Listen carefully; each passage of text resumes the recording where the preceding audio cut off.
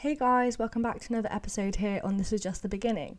I'm your host Ellie and I hope you're doing well today. And let me tell you, okay, this week has been a very, very long week for me. I've been going through something really, really hard and it's been very hard to process as well. I broke up with my boyfriend in the beginning of the week and that's what I'm going to say on it because I don't want to bring it up for myself or talk about it any more than I should. And it's been very hard. To be fair, I didn't realise how much it would hurt to be the person to break up with someone. And it hurts because it's not like we don't love each other. It's just wasn't working. And I can't stress how hard it's been. And all week I've been wanting to do a podcast about it. But I'm not going to talk exactly about it because that's not fair on either of us to talk about that.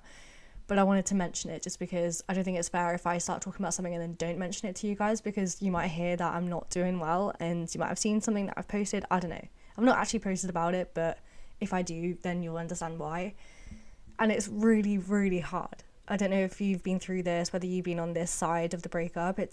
You don't realise how hard it's going to be. And take a shot every time I say hard today, please, because I'm going to say it a lot. But I am really struggling. But I have to keep reminding myself that it ended for a reason. And who knows, maybe in a couple of weeks, we'll have a chat, in a couple of months, a year, however long it needs to be. I think there's one more conversation left in it. I don't think it's fully over yet. But at the same time, I can't let myself keep hoping because what if my dreams are crushed? And I was the person to end it. So yeah, I need to get myself out of that headspace, which is why today I wanted to talk about this whole idea of self-sabotage, kind of punishing yourself for no reason. And I think we are all very guilty of it. Self-sabotage is when people do or don't do things that block their success or prevent them from accomplishing their goals. And it can happen consciously or unconsciously. And these kind of behaviours can really affect our personal and professional success as well as our mental health. And the latter especially is definitely affected by this. But I think in this age of, and I've spoken about this a lot in my recent episodes and in my blogs, but this recent culture of the hustle and you've got to do well, you've got to succeed, you've got to make a living for yourself, you've got to leave home by the time you're 20, and it's a nightmare.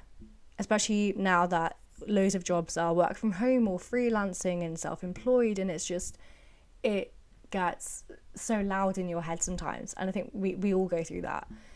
And this is when the self-sabotaging comes in because we start comparing ourselves to other people our age who seem to have it all and we're still living with our parents or have no plan of what we want to do in life.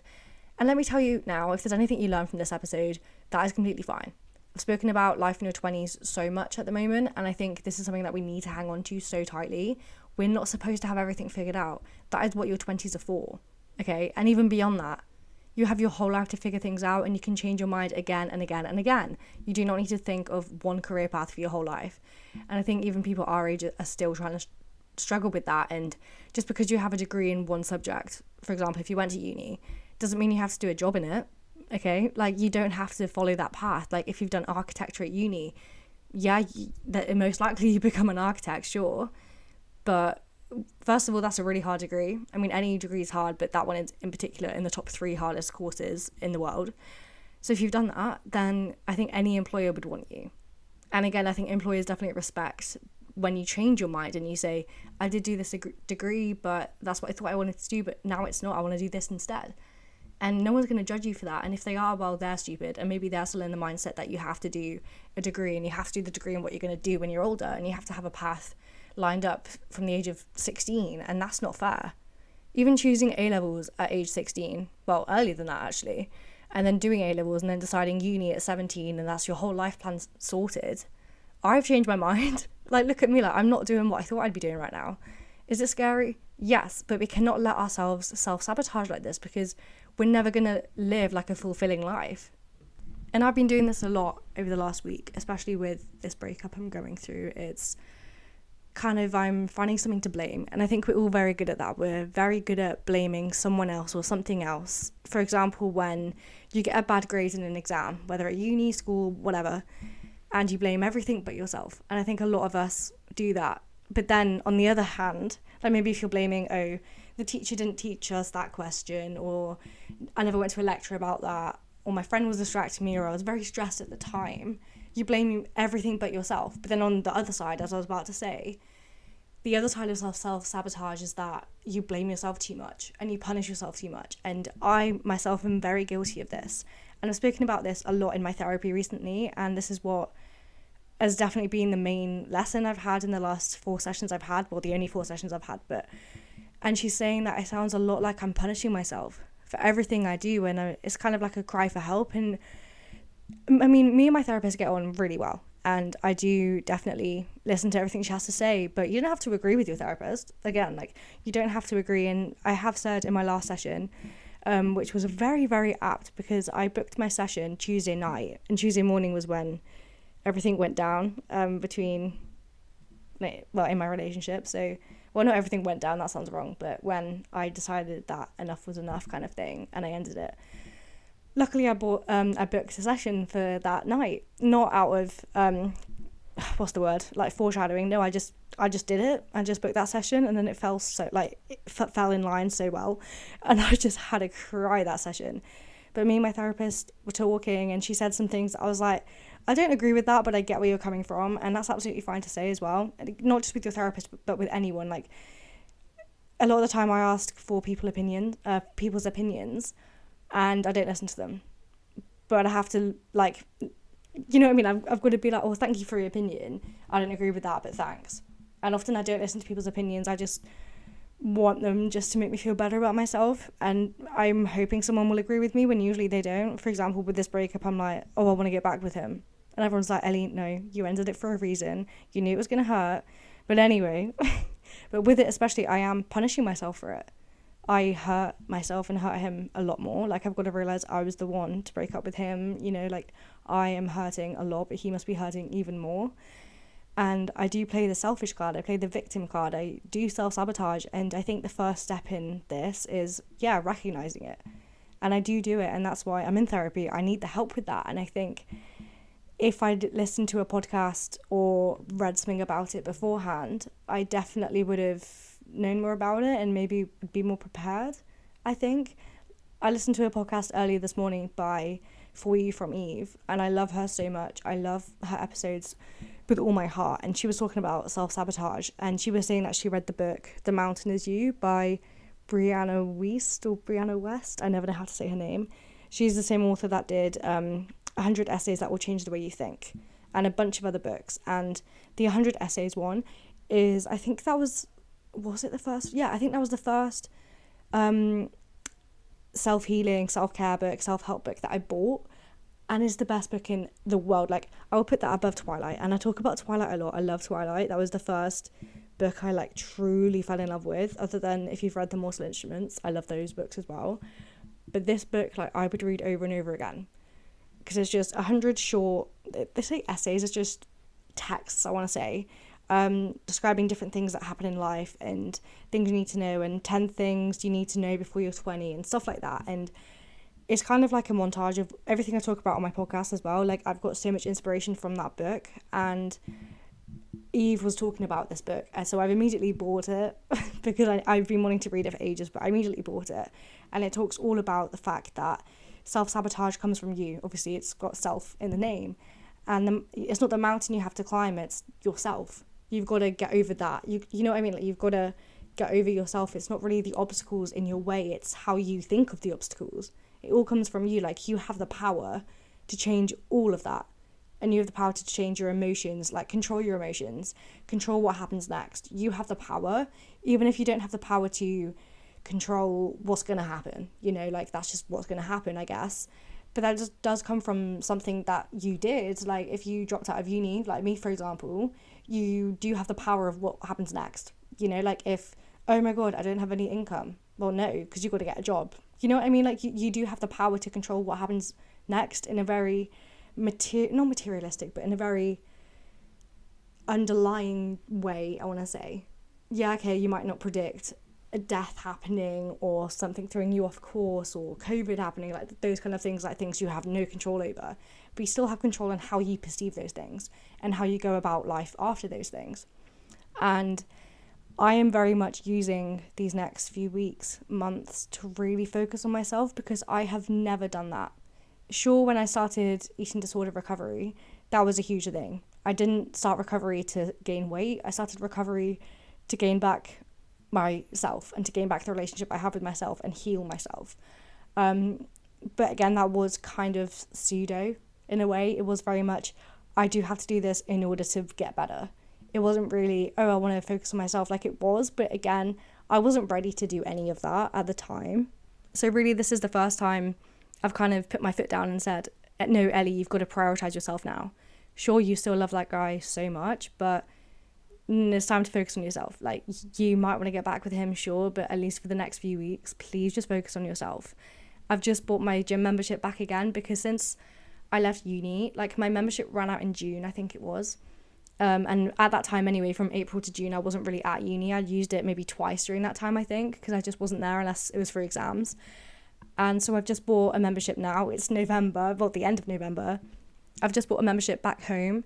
And I was thinking, do I need to go to the gym? Like, the main things I use in the gym are the treadmill and free weights, and I have them at home. So I was like, do I actually need to get a gym membership? But I thought, no, especially if, I mean, right now I'm trying to keep myself as busy as possible because I don't want to think about it. And don't worry, I have processed it and I am still processing it. Don't get me wrong. But I really want to focus on keeping myself busy, get myself out the house. Because if I do a workout at home, it's usually like 30 minutes long on average, maybe a bit longer, maybe a bit shorter, and that's not enough time. Like, I feel if I drive to the gym, it's about 20 minutes each way, go into town, go to the gym, get a coffee afterwards, and just really make a whole thing out of it, whatever time of the day I go. Like, again, I do not care now when I go to the gym. Before, it had to be as soon as I wake up in the morning. Now, especially if I go to the gym, I can go as soon as I wake up because I've got that 20-minute drive to maybe have a coffee to go and have a chill and listen to some music, wake me up a bit. Whereas if I do a workout in the morning, like, I never do a workout in the morning at home, especially if I'm working from home, because those are the days that I just really don't want to get out of bed until like 9 o'clock when I start working. So I tend to work for a bit and then do a workout. But yeah, and I want to do a whole episode about motivation to work out from a very healthy point of view. Again, that will be my opinion, and a lot of people might say that my opinions are bad, or I don't know. But this is kind of the role I have at the moment in my life, where it's just I'm letting things come to me. But then at the same time, I'm really using this time now that I have just myself to worry about, which is, in a way, it's so freeing to really prioritize myself. For once in my life, I can do everything I want to do for myself, and I can finally have a routine. And it's been weird being at home this weekend without my boyfriend here or without me going to see him, and it's just been me at home, and it's been so amazing. I love it, and I am really excited for this next chapter. And my therapist even said to me, I'm really excited to work on this next chapter with you, because I've had 4 sessions with her, and each session has been about something different that's happened in my life. And especially with this recent happening on Tuesday, I walked in a mess. I'd been a mess all day. I'd been at work all day as well, not working from home, actually in the office when everything happened, and I was a mess all day. Luckily, everyone's really lovely in the office, and yeah, they really helped me through it, I think. And I love the people I work with. But my therapist was like, yeah, this is gonna be a long one. Let's pick some more sessions. So I have. It's just hard, you know, and it's at the same time, it's so exciting. And I think if we don't go through these hardships in life, we're never really gonna know about how strong we can be. And this is what builds you as a person. And I've said this so many times before, and I will always say it. This is what really builds you as a person. Like, all these hardships you have to go through in order to make yourself this best version of yourself. And you are never your best version of yourself. There's always more work to be done. Now I'm really prioritizing as well. Like, I'm getting back into the gym because I want a solid routine. I want that time away from home, because if I'm not going to work, if I'm not going to see my friends or my boyfriend, like, I would just be at home all the time. Especially working from home, I just stay at home, and it would get very lonely, because again, I'm not going out to see people these days. I don't have very many friends at home either now. Like, they're all at uni, or I don't talk to them anymore, because like, it's just drifted away as it does when you leave school. And it's just really freeing to know that this is the time for me now, and I can finally work on succeeding in life and focus on why I dropped out of uni, to really focus on myself, my mental health, my self-healing, but also to really get my foot in the door of it, like in the field I want to work in, my career. And it is going that way, and I'm really excited about the future and where I'm going to be in the next year, 5 years, 10 years. Like, that is so exciting for me. And yeah, I might not have a boy with me, but that's not a priority. That will come with time, and it might be with the same person in a few months or a few years, or it might not be. It might be with someone new. I might have someone new in a month's time. I do not know, and I'm not going to put myself out there. I cannot do that, because on one hand I really want a night out, but in my mind, like, what if I did do something stupid that I'd regret? I don't want to do that, but I don't know if I would. I don't know if I'm like, oh, I need to move on, or I don't know. So that's why I'm not going out. I'm just staying with my friends. I'm staying really close to home and just really trying to process it on my own as best as I can, though. Going back to the whole point of self-sabotage, don't you think it's such a really cruel thing that we do? We compare ourselves so much to other people and then hate ourselves when we don't have our life figured out. And I have friends at the moment who have no idea what they want to do with life. And that's totally okay. And these feelings they have of like feeling of failure or being judged and comparing, it literally comes from comparing themselves to others. It really does. And they fear that everyone else is going to judge them for it, for like not going to uni, for example, or not having their life figured out. Nobody I know has their life figured out. And some people turn to me and say, yeah, but you seem to. Then I turn back saying, I'm a mess, honey. I was meant to be at uni and I've dropped out and I'm doing an internship. It's something that I've never done before, but I love it so much. And it's really, really difficult to do, but I'm really loving it at the moment. But again, we have to ditch this whole comparison thing because it's not going to work, ever. Sure, a bit of a healthy competition is good if you're comparing yourself to friends, for example, but it's barely ever good. It always develops into jealousy or envy or just like hating yourself for it and wanting to be better. And there's nothing wrong with wanting to be better and being like someone else if they've got their life figured out. But their path that they went down isn't going to be the same as yours. And you won't get to the same end goal. You've got to make a living for yourself. You've got to work out how to live for yourself, not for other people. And that is the harsh truth. Again, with self-sabotage, the hardest thing to do, but the most important thing to do, is to be totally, brutally honest with yourself. You've got to ask yourself, why am I punishing myself? Why am I hurting myself, like, consciously? Because it is a conscious act, to be honest, for the most part anyway. And we punish ourselves so much for things we do, and it's not healthy in any way, but that's definitely come with the changing times, social media, wanting to be everything we can be in life and really hating ourselves for not reaching those goals. There is nothing wrong with self-discipline and setting goals. Those are the two things that I'm working on a lot recently. But also you need to work on boundaries. Boundaries with yourself in particular.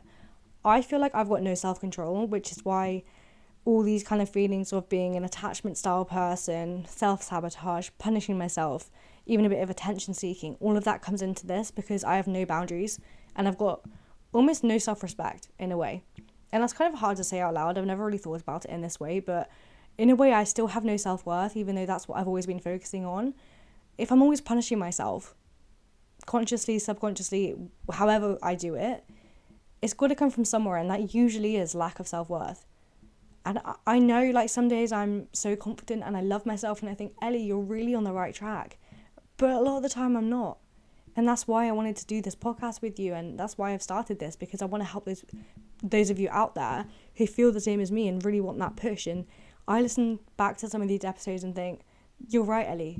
Stop, like, talking to you right now, this is kind of a whole alter ego I have, right? I'm a hypocrite sometimes, and I'm going to admit that because I don't want to be so fake on there. Yeah, I don't do a lot of the things I preach, okay? And that's the person I want to be, and that's the person right now I can finally work towards. So here's me saying that I'm not going to be hypocritical anymore, and I'm actually going to work on myself the way I should and the way I tell you to. If finding the best version of yourself was easy, everyone would do it, and we'd all be this god tier of ourselves, and the whole kind of thing of comparison would kick in again because we're all the same person.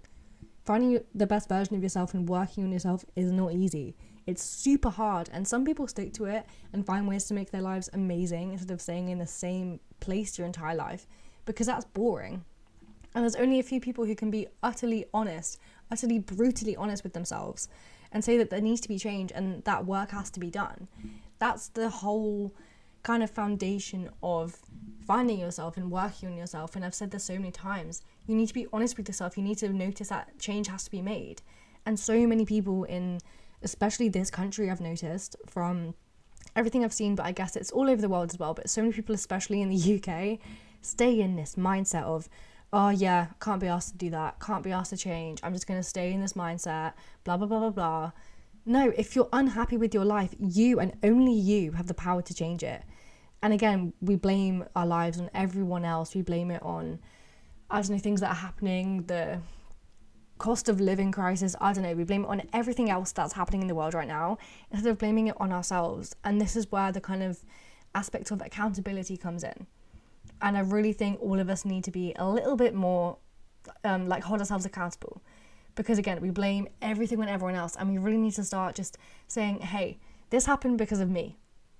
Only you are to blame for a lot of things that happen in your life, and only you have the power to then go back and change that. And you can change it. Just because something's happened doesn't mean it's going to be that way forever. You can have that conversation with that person you've hurt. You can go back and have that conversation with yourself. If you've hurt yourself in the past, you can change it, and you can change it at any point in your life. And it comes all from being honest with yourself that you need to make that change, and how you're going to make that change. And are you willing to put in that work? Because working on yourself does not happen overnight. You might think, oh yeah, let's do some yoga, let's go for a walk, listen to a podcast, listen to this podcast, do some journaling, do some meditation. Hey, I'm all healed, I'm all fixed, I know who I am now.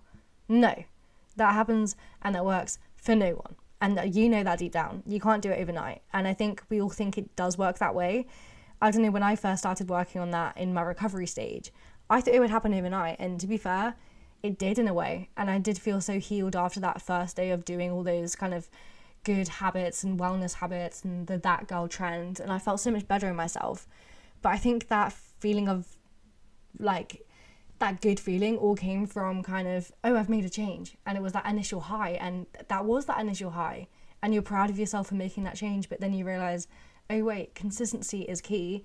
Now you've got to work on that every day. And it is hard. But then again, if you don't work on yourself for one day in the week, okay, because we all have those days where maybe we do just want to stay in bed and we don't want to do those habits. We don't want to go to the gym. We don't want to journal. We don't want to do those things. That is okay too. And that's where this whole thing of accountability, working on yourself, self-sabotage, that's where they're all links. You do have to have some self-discipline and accountability to work on yourself and to keep going. But then you've got to put down this act of self-sabotage and feeling of failure every time you don't do those things in a day. If I didn't do a workout in a day, I would hate myself so much and then have to make up for it more the next day. That's not how working on yourself works. You can have a day off. You can have a week off, okay? And a lot of people tie working on themselves with wellness journey, i.e. getting fitter, going to the gym, working out more, being more active. And you do you, whatever a good life looks for you, that's up to you. And maybe it's nothing to do with the gym. Maybe it is purely going to therapy and doing self-care and not really focusing on exercise if you've had previous bad experiences with exercise, etc., or whether you just really don't want to focus on it. Again, it looks different for everyone, and I think social media definitely does cloud that. Because when I started my wellness journey, again, I do want to kind of say it was kind of a pseudo wellness journey recovery type thing. I was just copying everything I saw online with the that girl trend, especially if you remember that from last year. And it was, I think it is still around, but it's more just like being a wellness girly now, like drinking your greens, going to the gym, protein powder, that kind of thing. It looks different for everyone. So whatever you need to work on, you need to work, you need to know what to work on. And again, you could be listening to this saying, I'm going to work on myself now because Ellie told me to. No, I'm not saying that. I'm not saying that you need to work on yourself. I mean, we all do, okay? At any point in your life, we all need to work on ourselves. No matter how healed you feel or how amazing you feel and that you're like, oh, I'm the best version of myself. There is no such thing, even though we talk about that so much. You can't just go away after listening to this episode and think, okay, yeah, I'm going to work on myself now. It has to come from you. And that's what I really struggled with at the start of recovery, for example, because I saw everyone else starting recovery at the same time as me, as a lot of people went through the ED during COVID the same as I did. And I saw all these pages that I followed going through it. And I thought, oh, I should be recovering now. And I kind of did it in that way and compared myself to other people if they were more recovered than me or if they were still having breakdowns and I wasn't. And again, it was social media, it was comparison. And that really did kind of delay the process of everything, I think. And you've just got to realise that it all comes from you. Everything that you do in life has to come from you. Otherwise, who are you doing it for? And I think if you do want to work on yourself, you've got to ask yourself, is it for me or is it for this person, that person, social media, whatever? If you're just doing it because it's a trend, which it is a trend. But I just think in this way, possibly it's a really good trend to make, because everyone is now going to go away and think about working on themselves. But please don't do it just because you feel like you have to, because that's not the way you're going to heal. And you're never going to heal if you think, oh, I've just got to work on myself, I'll be fine. No, it's got to come from you wanting to do it. And whatever that is, or however you're working on yourself looks like, it comes from you. And you've got to hold yourself accountable to that. It's kind of like a New Year's resolution. If, I know toxic resolutions as such, but if you say you're going to go to the gym every day after work, or you're going to eat a salad every day at work for your lunch, if you want to start eating healthy, for example. I don't really preach these kind of things most of the time, as you know, but I'm just using two easy examples that most people hear about as New Year's resolutions. You've got to have that accountability and have that discipline to do that and not fuck up in a way. But then again, it is hard because I talk about balance and etc. But if you really want to make a change, if you really do want to change your body or become more toned and stuff, you do have to do those things. And even though I know I say, don't go to the gym every day, you don't need to, go when you want to, I am here today saying, no, if you want to make a change, you have to make a change. You have to put the effort in with whatever aspect of your life that is in. At the moment, as I said, I'm really trying to focus on my career and where I'm going to be in a few years' time. Because if I sit around doing nothing all day, which I want to do, trust me, I'm not going to get anywhere. Which is why, kind of a tip of the day, I want to say, I might start doing that actually. In fact, that might be a good idea to do. But my kind of tip of the day is that if you really want to make a change and you don't know where to start, do one thing every day that your future self will thank you for. And this can be in any aspect of life with whatever you want to work on. Maybe this is with kind of a self-care healing journey. Journal every day. That might be the thing you do every day if you really want to work on yourself. If you're into social media, if you have a growing Instagram platform, for example, plan a post every day. Post every day. Do something every day to help that platform grow. That's what I need to work on at the moment. Making my account, my new Instagram account about ED recovery, make that into a 5k following platform by 6 months' time. That's my new task at work. And I need to do that. I need to do it because it's kind of like a homework task at work as an intern. But I also want to do it because I want to prove to myself that I can. And it's really hard. I didn't realize how hard it would be, but it's going to get there. But what I'm saying is that you've got to put in that work. So that's why I say start small and do one thing every day that your future self will thank you for. And that could be if you want to work on yourself in a physical sense and your appearance and you want to lose weight, you want to get toned, whatever. I'm not going to preach that you have to do those things. You don't have to do those things. But if you want to do it and you want to do it in a healthy way, sure. Do one thing every day that's going to help you to do that. I'm not going to give examples because I don't want to preach anything and I don't want you to get the wrong idea. But I'm just saying, I thought for so long, anytime someone, like one of my friends or my parents said to me, oh, I want to lose weight, I would really hate them for that in a way, because I'd say, one, don't say that to me because I'm still like in recovery or something. Like I don't want to hear that right now, because then I think that I have to do that too, because that's what happened to me a lot. But on the other sense, why do you want to lose weight? No, everyone's beautiful in their own skin, and I hated when people would say that. But now I look back on that and think, if people want to do it, they can do it. So now when people say to me, oh, I want to go on a diet, or oh, I want to lose weight, etc., the only thing I say to them now is, good on you, but make sure you do it in a healthy way. You do you, but yeah, do it in a healthy way. Try not to go into bad habits. But if you do and you want to talk about it, I'm here. You have no control over what someone else does in life. No one else is your responsibility, and that's what I've learned through this breakup as well. Everyone has their own life path, and you know, if he goes to the pub every day, gets drunk every day, that's not my problem. That's his decision what to do. I could sit around all day and say, oh my god, that's been my fault if he gets into any trouble or anything. Yeah, okay, that's where my mind's going to go, but I have to remind myself that the only person you're responsible for in life is yourself. And I think you need to listen to that again. You are the only responsible for yourself in life. And as soon as you learn that, the easier it will be to deal with other people's bullshit. And that's where boundaries come in as well. You've got to set boundaries with everything you do, with everyone you have in your life. Even if it's your best friend who you love so much and you want to see every single day, You cannot get anywhere in life if you don't have boundaries with them. I want to do a deeper episode about boundaries in my next episode. So I'm definitely going to pause this episode here and just give you a moment to kind of reflect on this episode, because I spoke a lot of deep stuff as well.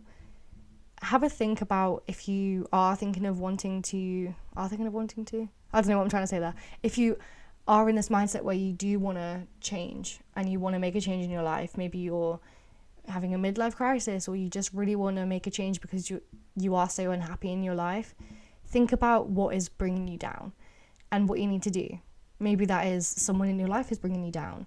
Maybe you just need to flourish. Maybe you need to change jobs, move town, whatever you do. And sure, there's going to be those financial barriers to things like that. As such, maybe moving out, if you're my age and you can't afford it, you can't afford it. And maybe you can't do that, but you can change your way that you perceive your environment right now. Because if you are currently still in the same environment that you've now outgrown, but you can't control that, like you can't move out, you can't afford to move out, for example, and you can't change the people you see there. Maybe you hate the people there, but you can't change that because you can't tell them to move away. You have the control, you have the power, and this is the only control you have over, is the perception you have of that.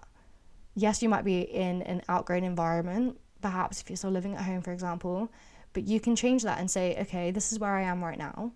It's not where I want to be, but I'm going to make the most out of it. I'm going to make the most of still living at home with my parents and living in a very familiar town, and just find the positives in that. And I'm going to work on that with you too. I definitely am.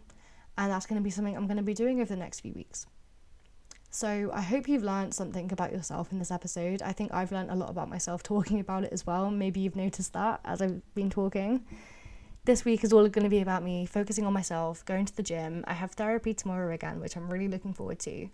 And hopefully I'll be speaking a lot more this week with episodes, and hopefully a lot more open as well and very realistic with you guys, because I love these episodes where I do just talk about stuff that's happened in my life and just really relate it to what can help you as well. So I'm going to sign off now, and I hope you have learned something from this episode. Please leave a rating, review, and share it with your friends. Share it with someone who might be struggling with self-sabotage or accountability right now. And I really hope you are having a good day. So if you're listening to this on Sunday, have a brilliant Sunday evening. Have a really good roast dinner. We've just been out for a carvery. So have a very nice evening, and I'll speak to you very soon. Goodbye.